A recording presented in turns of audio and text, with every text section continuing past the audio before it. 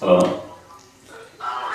అదే ఇప్పుడు office shifting ఉంది చూడు, అది మీ ఐడియా అయినా లేకపోతే మా వైఫ్ చెప్పింది. ఎందుకంటే మా వైఫ్ ఇప్పుడు ఫోన్ చేసి నేను ఆఫీస్ షిఫ్ట్ అవుతున్నాను, నువ్వు ఆఫీస్ కాల్ చేయమంటే చేయట్లే కదా, ఇప్పుడు నన్ను ఇంట్లోకి వెళ్ళి వెళ్ళిపోమంటున్నాను అని చెప్పి మా వాళ్ళు ఫుల్ పనిచేసి స్టార్ట్ చేసిన కదా ఇప్పుడు.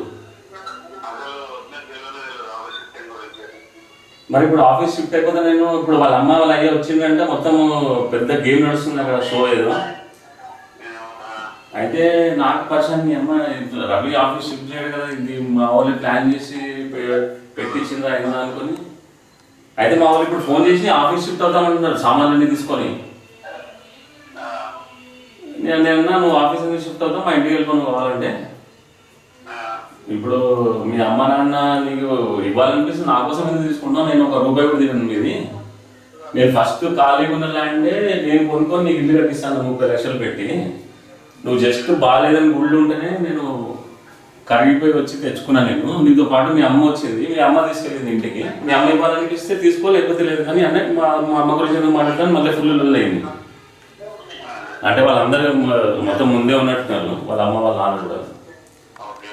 అయితే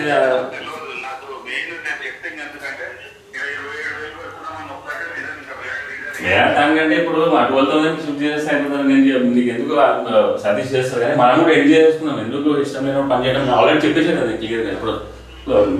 ఇప్పుడు నీకు ప్రాబ్లం కాకుండా నాకు ప్రాబ్లం కాకుండా సెట్ చేస్తున్నా బిజినెస్ నువ్వు కూడా చేసుకో. నువ్వు కావాలంటే వేవ్ ఫీడర్ కూడా వేసుకో, కాకపోతే వేవ్ ఫీడర్ నాది కాబట్టి నువ్వు దాంట్లో ఎట్లా అండర్స్టాండింగ్ పెట్టు అంతే. కాబట్టి ఎందుకంటే నా ఆలోచనతో రిలేషన్ కూడా డబ్బులు పెట్టాడు, అక్కడి నుంచి స్టార్ట్ అయింది కదా. అది ఒకదానికి వాల్యూ అంతే. తర్వాత నీ ఇష్టం నువ్వు ఏమైనా చేసుకో. అసలు నాకు నేను చాలా హ్యాపీ కూడా. నువ్వు ఇండిపెండెంట్గా చేసుకుంటే నేను ఇండిపెండెంట్. కావాలంటే నీకు టెక్స్టైల్స్ కూడా అమ్ముకోరా పోయి, నాకు అది నేనే అమ్ముకుంటాను, నీ దగ్గర తీసుకొని అమ్ముకుంటారు అంటే కూడా నేను హ్యాపీ కదా. సో నాకేం ప్రాబ్లం లేదు. ఇన్ని ఇయర్స్ నీ వల్ల నేను బెనిఫిట్ అయ్యారు అవి నాకైతే. ఎందుకంటే నేను ఆల్రెడీ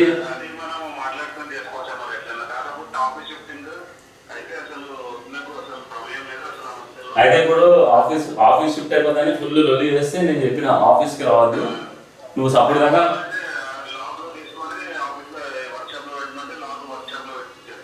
వర్క్షాప్లో పెట్టించేసి కాదు లాక్ మన వాళ్ళకి చెప్పి పక్కన వాళ్ళకి ఇచ్చేసి లేవని చెప్పమని చెప్పేశారు భయ్య, అయిపోతుంది. ఎందుకంటే ఆ లోపల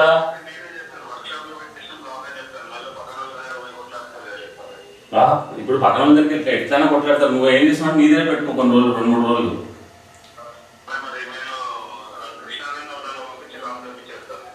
లాక్ తెప్పించేసి లోపల ఒకసారి చూసుకోమంటారు. అన్నీ ఏమైనా చచ్చిపోతే మళ్ళీ గలీజ్ వాసనలు వస్తుంటాయి. అంటే ఒకసారి క్లీనింగ్ చేస్తారు కదా అని పక్కన వాళ్ళు. అయితే మన వాళ్ళని పొద్దున ఒకసారి పంపించి క్లీనింగ్ చెప్పి 2 రోజులకు ఒకసారి 3 రోజులకు వస్తుంది.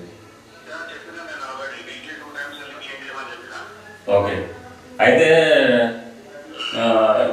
ఇప్పుడు మా వాళ్ళు అంటే ఇప్పుడు ఇల్లు ఏదో అమ్మకానికి వచ్చినట్టుంది, అలా అయ్యి కూడా వచ్చినట్టే మ్యాటర్ చాలా సీరియస్ అయిపోయింది. అయితే నేను చెప్పిన మా ఇంటికి వెళ్ళిపోవాలని ఉంటే అది ఇది అని చెప్పిన. అంటే మీ ఇంట్లో రానివ్వాలి కదంటే నేను రానిస్తారు, ఎందుకు రానివ్వాలి నేను చెప్తాను. నీకు ఇవ్వాలి, మీ అమ్మ నాన్నకి ఇవ్వాలనిపిస్తే ఈ మనం, లేదంటే పేపర్ మీద రాసి మనం లవ్ మ్యారేజ్ చేస్తున్నావు కానీ మేము ఇవ్వట్లేదని చెప్పి అంతే కదా, సింపుల్. ఇప్పుడు ఒకటే పాయింట్ అడుగుతున్నారు. నేను నేనైతే ₹1 నేను ఇంటి చెప్పు తీసుకోనుకుంటున్నాను, నాకు అసలు నీది ఆస్తి మీద ఇంత కూడా ఇంట్రెస్ట్ లేదు, నువ్వు పిల్లల దగ్గర పొద్దున ఏం చెప్పుకుంటే చెప్పుకో స్టోరీ అంతే అని చెప్పేసి పెట్టేసిన ఫోన్. ఇక అయితే ఇక ఆఫీసు సర్లే, లేకపోతే ఆఫీస్ స్థలాలు ఉండాలి లేదా మళ్ళీ కాంప్లికేట్ అవుతుంది. ఇప్పుడు ఆఫీస్ స్థలం లేకపోతే కావాలని నేనే చేపించాను మళ్ళీ పెద్ద వెళ్ళలేదు. ఇప్పుడు నీకు ఫోన్ చేసి నీ మీద కలుస్తారు ఎందుకు, మళ్ళీ కాంప్లికేట్ అవుతుంది. ఇప్పుడు ఫోన్ ఎట్లైనా గరం ఉంటుంది. ఇప్పుడు అన్నీ నేనేం చేపిస్తున్నా అని చెప్పి మా వాళ్ళకి ఫుల్ అదొక ఇది ఉంది. మనకి ఇవి ఉన్నాయి కదా వీక్నెస్ పాయింట్లు. ఇప్పుడు ఆ పచ్చడి గిచ్చడి కూడా పట్టిస్తున్నాయని చెప్పి మనకు తెలిసిందే ఇన్ఫర్మేషన్. అవి కూడా ఉంటాయి. ఏది పక్కన వాళ్ళకి సరే. ఇప్పుడు ఏమన్నాడు అంటే నువ్వైతే ఫీజు ఉండని, మా వాళ్ళు ఎప్పుడు షిఫ్ట్ అవ్వాలి కానీ అది ఫీజు ఉండని. ఒకవేళ షిఫ్టింగ్కి మనల్ని ఎట్లా అని పిలుస్తారు కదా ఎవరు వర్కర్స్ని, మనల్ని పిలిచినప్పుడు మాత్రం నువ్వు అప్పుడు ఆఫీస్కి లేదు, ఇంకా ఆఫీస్ రన్ అవుతుంది, మేము ఇంకా సెటిల్మెంట్ చేసేసుకుంటాం, 6 monthsలో బంద్ చేస్తున్నాము, 6 months వరకు ఆఫీస్ ఉంటుంది, అని చెప్పేసి నువ్వు ఆఫీస్ షిఫ్ట్ అవ్వాలంటే చెప్పు. ఇప్పుడు ఆఫీస్ కామన్ అయింది కదా భయ్, క్లోజ్ అయ్యే వరకు ఆఫీస్ ఉంటుంది కదా, 2 రెంట్లు నడుస్తాయి. అక్కడ ఇక్కడ షెడ్ అయింది కదా షిఫ్ట్ చేస్తాం. అప్పుడు నీకు పడే ఉండదు, నాకు పడే ఉండదు.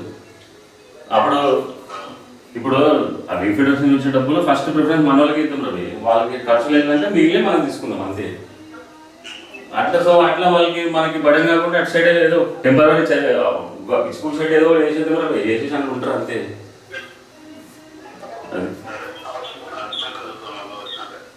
సరే నువ్వైతే ఇప్పుడు మాల్ షిఫ్ట్ అవుతాయంటే మాత్రం ఆఫీస్ ఇంకా ఖాళీ ఇవ్వాలని చెప్పు. ఓకే